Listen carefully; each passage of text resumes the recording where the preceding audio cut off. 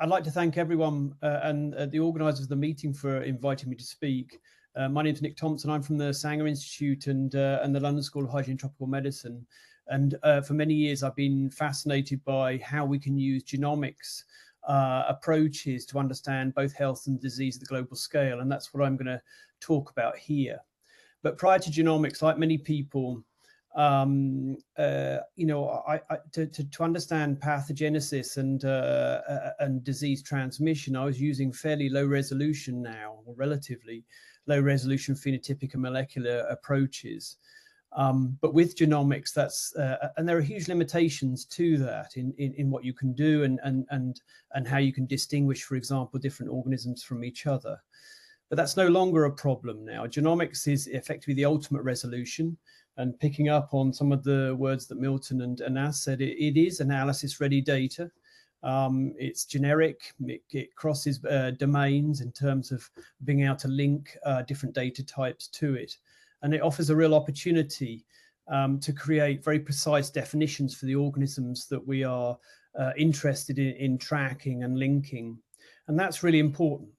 The biggest challenge is data integration and then access to data through those partnerships that were also mentioned with policy and public health, linking up with our academic activities. So what I want to show you firstly is a couple of examples really from our work where we've created very precise definitions and then how we've used them using geospatial data to understand transmission. And the first example of those is Vibrio cholerae and cholera. So cholera is acute watery diarrhea. As most people are familiar with, it's caused by a waterborne bacterium called Vibrio cholerae. And I'll talk a lot about the diversity of Vibrio cholerae in a second. It's usually associated with low-income settings. And of course, it's associated, as Anas said, with poor weather, with climate change, with humanitarian crises, population displacement, and so on, and generally a lack of infrastructure and access to clean water. But there are huge questions that remain that we simply don't understand, but we need a genomic resolution of the understanding the infectious organism to understand. Because if you remember, when change happens, usually the first readout are variations in the pathogen genome, whether that be drug resistance markers or whether it be affected through changes in environmental conditions. Okay, next slide. Thank you. So what we do is we provide a genetic framework to really understand the diversity of the organisms. This is a phylogenetic tree. It's on its side. You can see a root at the very top left, and then lots of branches. And we take the whole genome data and we compare the variation between each isolate in that tree, and we can plot out their position on the tree based on how little variation or how much variation they have that separates those isolates. Next button, please. But not all isolates in that tree, or indeed branches or lineages in that tree, as I'll refer to them, are equal. And we can overlay that framework, that genetic framework, with very precise data from down to single genes. So this is the toxin gene for Vibrio cholera, and we find out that actually of the whole species of Vibrio cholera, only a small subset of lineages actually carry that gene. So not all Vibrio cholera are equal. Next button, please. And again. And this is reinforced if we look at clinical disease. If we've looked at, over the last many decades at all clinical cases of cholera, and it turns out that actually for large-scale epidemics and huge outbreaks that are very familiar to us all in Haiti and Yemen and many more, a single lineage called 7th pandemic L. Tor is actually responsible for those epidemics. And whilst the vast majority of the species can be found everywhere, including off the south coast of the UK, actually the epidemic strain is a single strain, and this provides the opportunity we need. It provides the precise definition, but it also, we have, as you can see there, the precise framework with which to understand and track cholera in real time and with real precision. Next button, please. This just shows you that actually underneath that grey triangle called 7th PET, which is the epidemic lineage, there's enormous amounts of data. So we provided the context now. And we don't need to do that, which means even if you have a single isolate, you can put it in context. Next button, please. And just to show that, what we call these grey lineages, if you like, where I have that grey marker at the right-hand side, we call them endemic strains.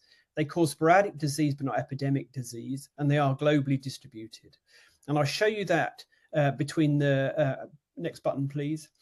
On the next slide, we have a case study where we move away from phylogenetic trees and abstraction, and we go into look into a study we did in northern India in Chandigarh. On the top graph, you can see variation. That's variation in the genome, and there are tens of thousands of base pair polymorphisms in those genomes. These samples were collected at the same times over 20 years, and we see this is the standing population of that species, Vibrio cholera, in Chandigarh. But if you look at the inset at the bottom, the blue is the epidemic strain. And actually over that 20 years, these were the ones that were causing epidemic cholera, acute watery diarrhea. The others were not. And so we have that precise definition. Next slide, please. And so what we've done is we've taken WHO incidence maps, we've used those precise definitions, and we've gone on to really show how the epidemic strain has spread globally, actually in 3 waves. It means that those green blobs on the WHO map are not isolated incidents which are not unrelated to each other. Far from it. They're actually markers of epidemic explosions of disease by a clonal organism that's actually spread globally in many overlapping waves, which changes a paradigm. Next slide, please. But this is nothing new. Look at the resonance with COVID-19. Actually, the tree is very similar. The method of spread and the idea there's a source and a sink is very similar as well. The source for cholera is the Bay of Bengal. The source for COVID was China. And so, but the difference here with COVID was the pandemic rules, cooperation between academia and public health and policymakers, and the depth of sampling. It went from a virus we'd never seen before to the most sampled entity on the planet. And that's what we need to do for others. We need to get that data integration, that cooperation, and that depth of sampling. Next slide, please. In Bangladesh, it happened, and actually led by IEDCR and Tamina Shirin, we formed a group that set up COVID sequencing across Bangladesh. We combined data types, and I'll show you in a minute how that worked out. But first, I'll just focus on the tree. In the buff color, the sort of beige color on the phylogenetic tree, where it says repeated international introductions. This was the early stage. This was February till April of 2020 of COVID-19, and these were independent introductions into Dhaka city. Following that, in late March, the government lockdown, just like almost all countries in the world, meant that we saw a sudden change in the phylogenetics. And remember, this is where the readout of the phylogenetics preempts a change in some pattern of public health and disease. It tells us something changed. And the complex tree that follows in the grey, all with hugely dense branches, those isolates were more closely related to isolates from Bangladesh than the international isolates that had been seen previously through those introductions. I.e., this was an endemic explosion and expansion and evolution of isolates of that virus within Bangladesh. And we wanted to understand what correlated with that. So next slide, please. It turned out that actually you can see the government lockdown.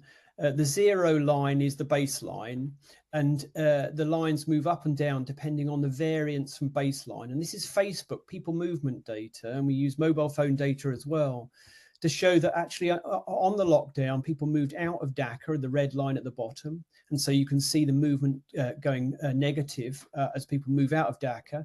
And actually people went back to places like Barishal in the south of Bangladesh, in the Delta.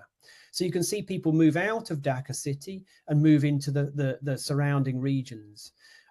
If we look in more fine detail, Ghazipur is a district, a garment making district famous in Dhaka.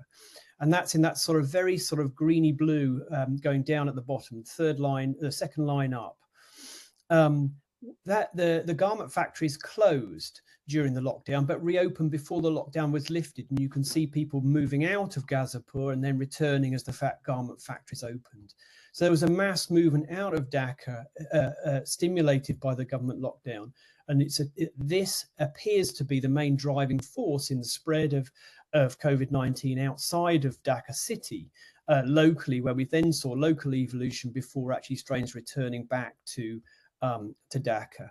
This was really detailed, fine resolution using geospatial data linked to really detailed genomics. And it shows you the level of accuracy and the type of information, pretty unusual information that we can generate. And this was actually facilitated by an inspired A2I, aim to inspire, to innovate, which is an government of Bangladesh sponsored initiative to link digital data to both business and public health. Truly fantastic, and actually probably one of the only places in the world we could do this sort of collective analysis. Next slide, please. But we have done similar things for cholera. Unfortunately, the data density isn't the same as it was for COVID. But I'll give you one example. In 2012, we saw isolates in Kolkata, which were pan-sensitive Vibrio cholera strains. We tracked them using geospatial and temporal data across into East Africa before they actually then initiated the outbreak in 2016 in Yemen. Following that, in the Yemen, there was a change in AMR patterns. So this is about then, it's not just about tracking lineages again. This is about overlaying genes onto lineages and tracking them in real time and space. In 2019, those isolates became multi-drug resistant. We sequenced the isolates, we related that to our contextual data, and actually it turned out that a new introduction had brought in a multi-drug resistance cassette, which made them resistant to macrolides. This coincided with an increase in cases, but also was linked with the drug regimen used to treat cholera in the Yemen. A third of the cases of cholera were in pregnant women and children, and so actually the majority of treatments were around macrolides. And this seems to have driven the acquisition of a multi-drug resistant cassette, the replacement of the extant lineages in the Yemen, and the phenotype or the ultimate change in AMR profile that we saw in the Yemen. Really fine detailed data tracking all the way back to 2012. Next slide, please. But there are many ways we can actually use. Nick, just so you know. Yeah, last slide. So these are just questions really that I won't go through all of them, but actually we have the data now. The problem is that it is really innovation around data integration, how we use all these data sources and link them. Genomic data is analysis ready. It's actually a generalized framework that we can overlay all of this data. And with greater sampling and greater cooperation, we can actually track pathogens, just like we did for COVID, in real time. And there are many other examples where we can actually effect change, whether it be viruses, whether it be cholera or many other diarrheal disease. But we also have to recognize we have hugely different questions. We have academic questions around risk, around accurate definitions, not just of the organism, but of what an environment actually is. And I think Anas really touched on that. Accurate definitions for the word environment are critical. We want to understand the roles of reservoirs and carriage.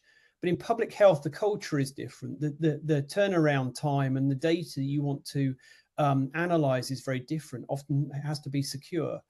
So we have to separate out what we wish to do academically and what we wish to do in public health. And I think by doing that, we'll really focus our collective minds on the issues we need to solve in data integration. Next slide, please. And these are the many people I'd like to thank. Thank you very much.